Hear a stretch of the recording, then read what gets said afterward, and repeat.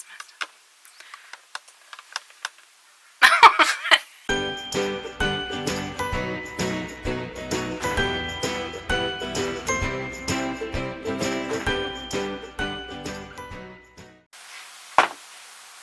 Hello and welcome back to the channel. I filmed this a little bit separately, so why don't we go head over and see what it is that we are going to be working on today. Let's go. I have a vintage pattern thing here that has one page of diagrams and instructions that we're going to use for this. All of the pattern pieces are right here, so they need to be cut out, and it seems pretty straightforward. It's a reversible poncho, and he picked out this gray, really soft wool, and this like burgundy, also soft wool. So we have to cut out the pieces on the pattern, and then I can use the pattern pieces to then cut out the fabric. So let's go.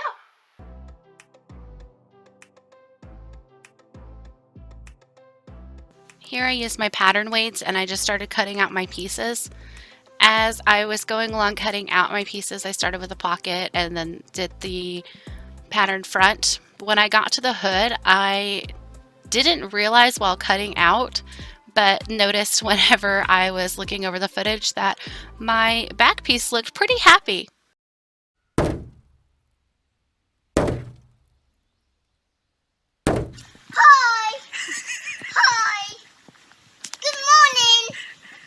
So in this day 2, still working on cutting out some of the pieces. I got most of the poncho pieces cut out yesterday, and I'm down to the very last strip on one side of one of the front pieces. But I seem to hit a sort of roadblock with my new organic pattern weights. We're going with organic, but it's kind of being blocked in the last little bit, so I don't know what to do about that. I literally have to get right there. Everything else is cut. Move. Move. Okay, let's see how this goes. Come on. Doesn't go well. We can see it. For this being my first vintage pattern, I found the instructions actually fairly simple to follow. I stitched everything down with a 5/8 inch seam allowance, unless it was otherwise stated. For the first part of the poncho, I did off camera. I pinned my pockets right sides together and I stitched the facing to the pocket. I left an opening at the bottom to turn. Then it says to trim the seams and clip curves. Turn the pocket and press. Then slip stitch the opening. I cheated a little bit with this and I just did a little edge stitch over the opening to close it. And what I'm doing right here is top stitching a 1/2 inch from all edges of the pocket, both pockets. I had to stay stitch the neckline here on all the front and back pieces.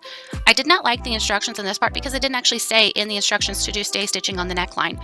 I happened to look at a diagram of one of the picture pieces and it shows an arrow with stay stitching along the neckline.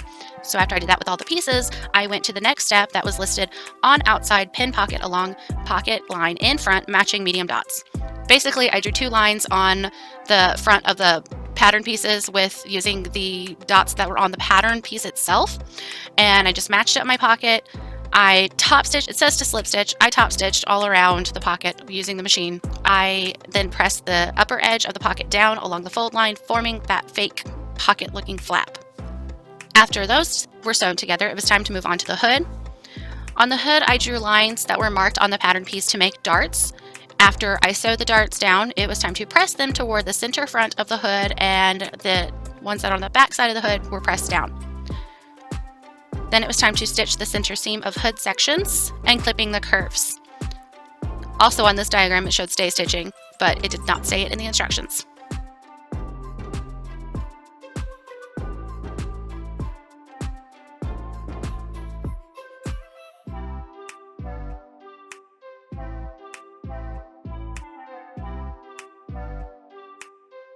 After that, it was time to go to the next set of steps, which involved the back and shoulder seams.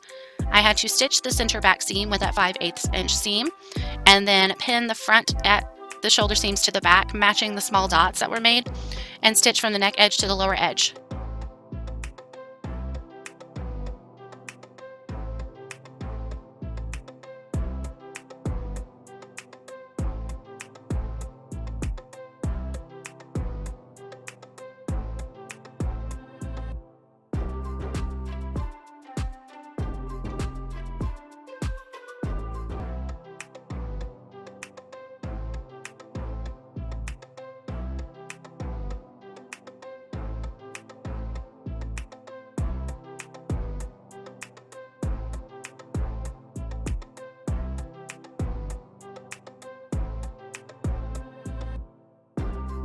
It's time to clip the neck edges of the poncho to the stay stitching line. That's the only time it mentions stay stitching anywhere in the instructions. If I would not have seen the diagrams before, I would not have had stay stitching.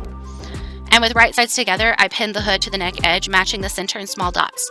I stitched the neck edge between those two medium dots, clipped the poncho to the medium dots, trim the seams, clip the curves. I didn't really trim the seam here. I think I just clipped the curve. So it might be a little bit bulky at the neckline, but it turned out fine in the end. And that was the last bit I had to do for the burgundy pieces. So off camera, I did exactly the same thing to all of the gray pieces. Now it was time to stitch the facing or the lining side to the poncho. I pinned all of the poncho facing to the main pieces, right sides together, matching the center seams and having all of my raw edges even. And I stitched all around the outer edge of the poncho and the hood, leaving about an 8-inch opening at the lower edge of the poncho to turn it as it was shown in the diagram. I found this to be slightly difficult because of how much fabric was trying to go under my machine in such a small space on my table.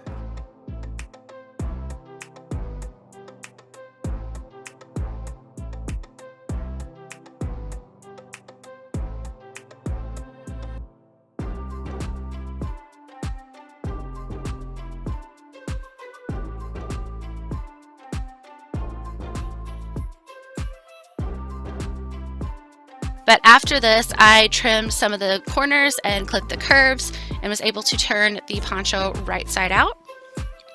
When I turned the poncho right side out, I pressed all along those seam lines.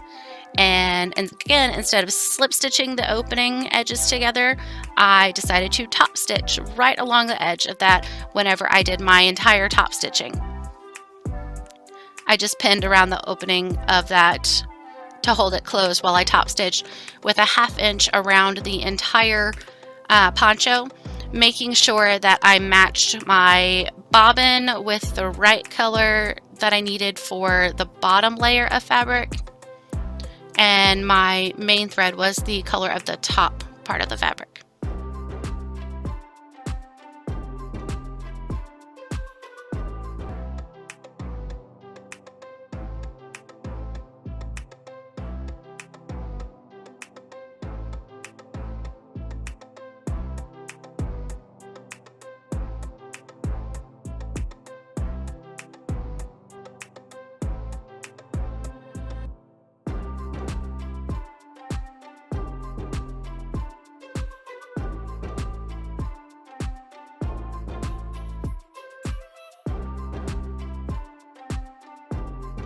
And when I was done with all of this, I once again had flashbacks to making a quilt as I shoved and shoved the poncho underneath the needle to stitch the top of the front lapel area closed, making this a pullover, and then I stitched down the side seams to close it off so it was just open at the armholes.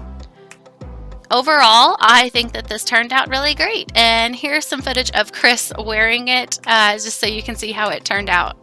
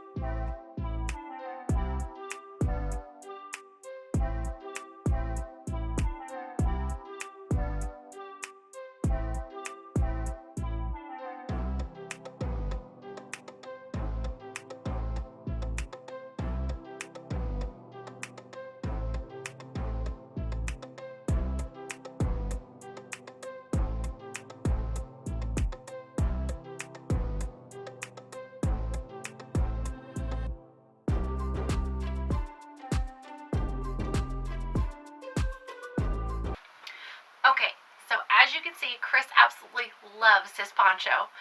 He has worn it nonstop, even though today it's 90 degrees out. He's had it on pretty much half the day. Like I said, he really likes it. His only complaints are that the sleeves are too short, and he doesn't like the fake out pockets with the little flaps. He actually wished those were functional. The pockets are functional, just the flaps make it look like it opens from the front and it doesn't go behind. Unfortunately, that's just what the pattern called for, and I didn't think to actually change it up until way later, although now I kind of wish that I would have. Unfortunately, that's what he has. And now that I've figured out how to do this pattern and it's turned out really well, I actually see myself making another one in the future, and I can make them with longer sleeves, and then I can take that one because it was a pain under the sewing machine, all of the bulk, but it turned out so good and it was so comfy. My lines aren't straight. They're not straight at all. I'm not even going to try to say that they are. There was just so much forcing it under the sewing machine that it felt like the quilt I made last year all over again. Flashbacks, oh my goodness. But his poncho turned out so good, and I can see him getting a lot of use out of it. I'd show it to you right now. Thankfully, you already got to see it just a minute ago in the video, because right now he's recording in his game room and I am not going in there to disturb him. I'm going to let him just record in there, and I'm going to stay out here. But he is wearing it right now. He's been wearing it, like I said, half the day.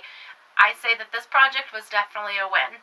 If you're liking what you're seeing and you want to see a little bit more, go ahead and click on one of the videos over here. It'll take you to a video that I've recently uploaded. And if you have not subscribed, make sure to click up here and you can see when I post any new content. Just make sure that you hit the like and subscribe button for notifications to know when I do post. I can't wait to see you in the next one.